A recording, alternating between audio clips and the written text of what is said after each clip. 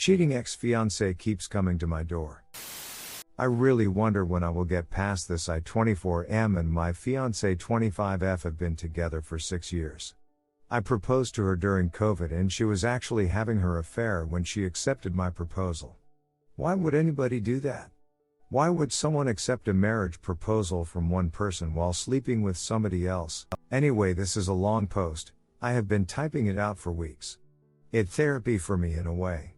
Not really looking for any advice, just trying to empty myself out somewhere. Tell someone, even if it's just strangers on the internet. I'm a pretty awkward guy. I've never been big with the ladies, but when I met my fiancée, let's call her Bess, I was head over heels in love within a minute.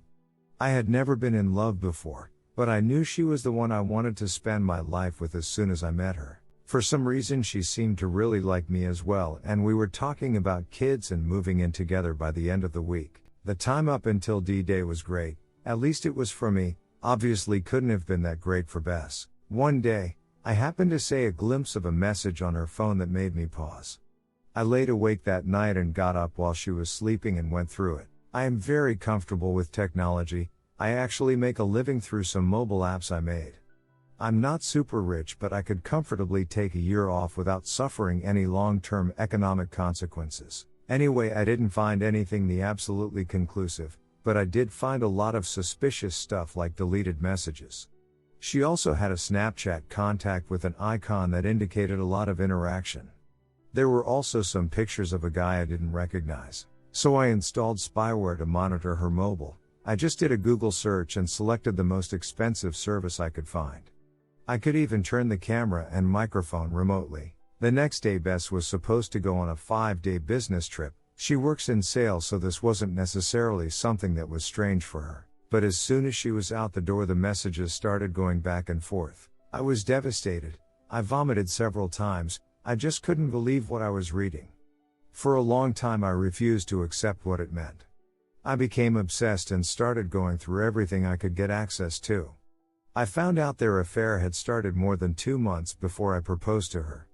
Her AP, a work colleague, was a married man 10 years her senior with 3 children and a wife that was 7 months pregnant at this point. The final insult that day was when I could hear them in action in the hotel room. They profess their love for each other, badmouth me and his wife. They talk about running away and starting a new family. I was totally distraught. I had no idea what to do. I didn't have the guts to call and confront her. In the end I ended up calling my best friend since childhood. Let's call him K. K grew up in a Brazilian favela. He was already tough as nails when he and his mother moved in next door when I was 12. This was in the UK, by the way. K's father had died a few years before. K never really talked about it. His mother said he died in a random act of violence.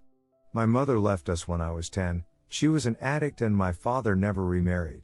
K didn't know a word of English, but over that first summer we became close friends and I learned some Portuguese and he some English.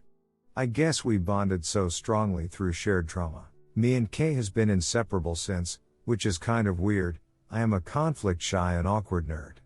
K is very popular and not afraid of anything, unlike me. K is not big or muscular or anything like that, he's just damn tough. Everybody loves K. In high school someone planned a surprise party for him and 250 people showed up. I can probably count my friends on one hand, and 3 of them are more people I know than actual friends. I told K everything, showed him the messages and the emails I managed to uncover. He was silent for a long time.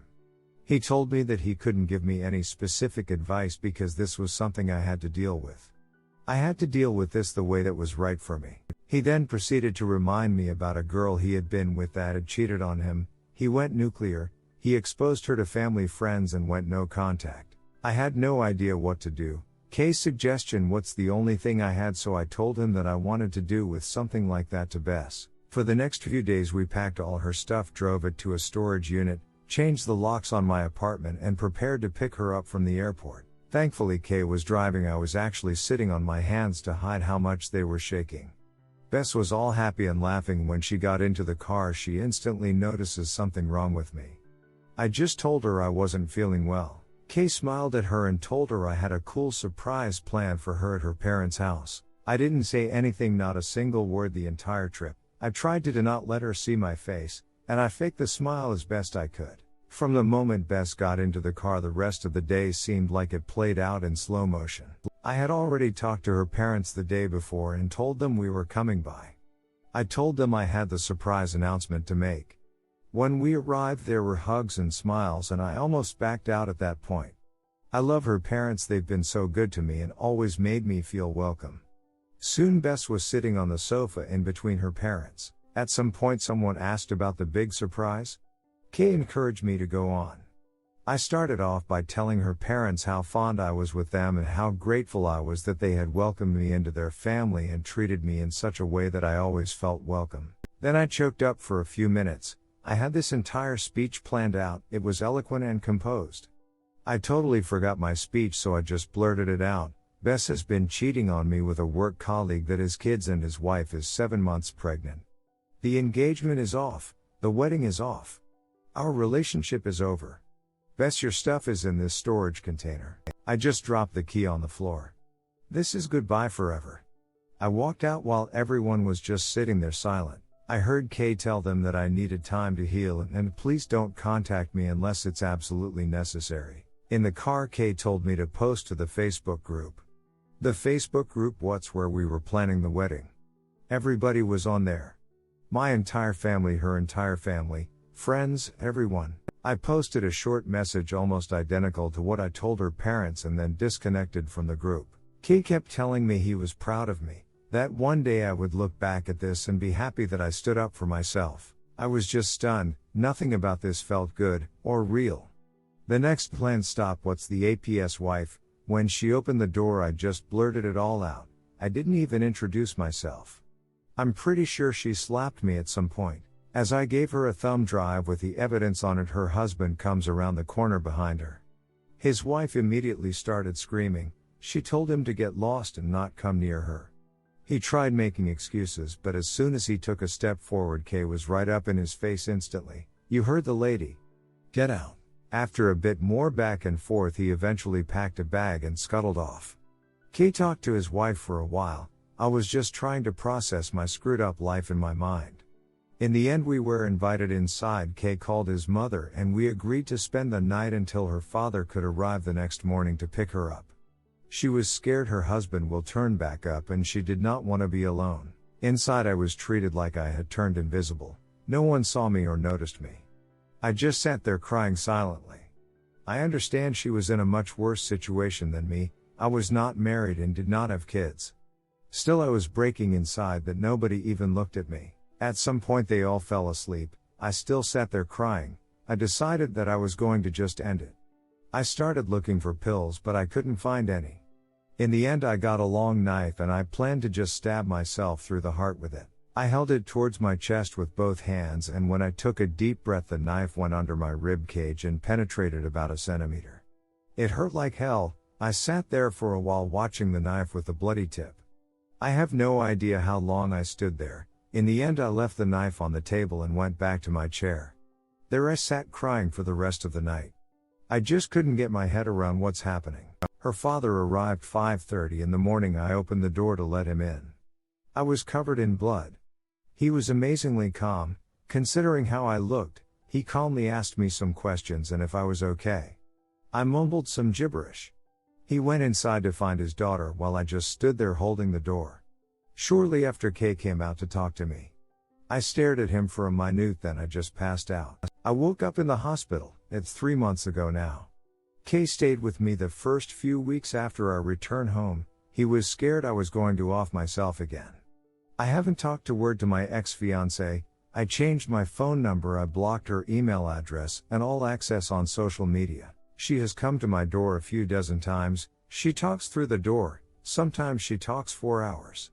She talks about how sorry she is. She begs for forgiveness. She has told me that she has broken it off with the AP, that the APS wife is divorcing him, that she's been fired because the APS wife reported them to HR. When she comes I just sit right inside the door. I listen to her and cry.